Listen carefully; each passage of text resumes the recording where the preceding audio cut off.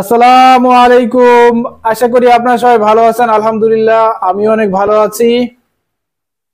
ইনি হচ্ছে বাংলাদেশের বর্তমান প্রধানমন্ত্রী, ইনি হচ্ছে ইন্ডিয়ার প্রধানমন্ত্রী। দুই দেশের দুই প্রধানমন্ত্রী, দেখুন এনার কতটা হাস্যোজ্জ্বল মুখ, আর এনার মুখটা একদম মলিন হয়ে গিয়েছে। কারণ এই জায়গাটাতে এই জায়গাটাতে ছিল গত বছরগুলোতে একজন মহিলা, এর আগেও ছিল একজন মহিলা।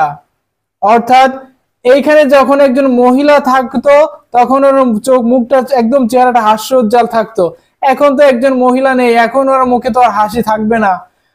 আর এমনই একজন ব্যক্তি আছে এই জায়গাটাতে, এমনই একজন ব্যক্তি বসেছে যেই ব্যক্তি ওনার চোখে চোখ রেখে কথা বলে, যেই ব্যক্তিকে সারা বিশ্বের যত শক্তিধর প্রধানমন্ত্রী এবং যত শক্তিধর নেতা আছে সবাই এনাকে ভালোবাসে। এমনই একজন প্রধানমন্ত্রীকে পেয়ে আমরা বাঙালি হিসেবে আমরা গর্ববোধ করি। আমরা বাঙালিরা এমনই একজন প্রধানমন্ত্রীকে চেয়েছিলাম যে বিশ্বের কোনো পরাশক্তির কাছে মাথা নত করবে না। আমরা কারো অন্যায় করতে যাই না, আমরা আমাদের পদ্ধতি অনুযায়ী আমরা আমাদের শান্তি শৃঙ্খলা বজায় রেখে আমরা সারা পৃথিবীর সকল দেশের সাথে সম্পর্ক বজায় রাখতে চাই। কিন্তু সে আমাদের উপর নানাভাবে নিপীড়ন চালায় যাচ্ছিল। গত বছরগুলোতে আমাদের নানানভাবে অন্যায় অত্যাচার করে আসতেছিল। এখন সেই কালো হাত ভেঙে গিয়েছে। এই লোকটা আসার পরে ওনার সমস্ত কালো হাত ভেঙে গিয়েছে। সব জায়গা থেকে গোটায় দেওয়া হবে এই অন্যায়কারীদেরকে। নিউ ইয়র্কে ইউনূস মোদি বৈঠক পদ্ধতি অনুযায়ী এগোবে বাংলাদেশ।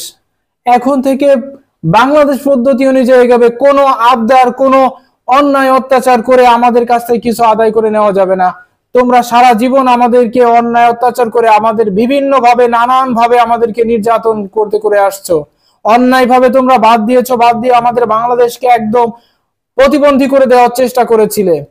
কিছুদিন আগেও তোমরা পানি ছেড়ে দিয়ে আমাদের মানুষকে মেরে ফেলার চেষ্টা করো। তোমরা মহা উৎসবে মেতে থাকো, তোমরা আনন্দ উদযাপন করো যখন বাংলাদেশের ভিতরে পানিতে মানুষ হাবুডুবু খায়। যখন তোমরা এই কাজগুলো করো তখন তোমাদের এগুলো খেয়াল থাকে না। এখন তোমরা ইলিশ চাচ্ছ, ঠিক আছে ইলিশ আমরা দিব। আমরা বাঙালিরা এমনই উদার মনের মানুষ, আমরা কখনো কাউকে নিরাশ করি না। আমরা ইলিশ অবশ্যই দিব। তোমাদের প্রয়োজনে এখন তোমরা আমাদের আর ব্যবহার করতে পারবা না। তোমরা আমাদের উপর অত্যাচার বন্ধ করবে, আমাদের উপর থেকে যত ষড়যন্ত্র, যত নিপীড়ন সবকিছু বন্ধ করবে, তাহলে আমরা আমাদের যা আছে তোমরা যদি দাবি করো আমরা দিতে বাধ্য থাকব। অর্থাৎ তোমাদের এই কালো হাত, তোমাদের এই ষড়যন্ত্র সবকিছু আমাদের কাছ থেকে উঠাই নিতে হবে। যদি তা না নেওয়া হয় আমরা কোনো আবদার মানব না। আমি গতকালকে নিউজে দেখলাম কিছু পাচারকারীরা ইলিশ পাচার করতেছে। আইন শৃঙ্খলা বাহিনীকে আমি অনুরোধ করে বলবো এদেরকে ধরে এমন দৃষ্টান্তমূলক শাস্তি দিতে হবে যে পরবর্তীতে এই অন্যায় কাজ করার জন্য কেউ সাহস না পায়, কেউ উৎসাহ পর্যন্ত না পায়।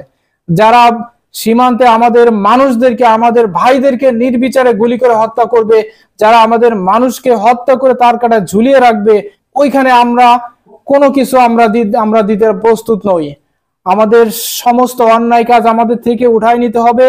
আমাদের বন্ধু রাষ্ট্রের মতো থাকতে হবে। আমরা তোমাদের প্রতি কোনো অত্যাচার করি না, আমাদের প্রতিও তোমরা কোনো অত্যাচার করবে না। আমরা চাই শান্তি শৃঙ্খলা বজায় রাখতে। আমরা চাই তোমাদের সকলের সাথে মিলেমিশে আমরা একসাথে থাকতে চাই।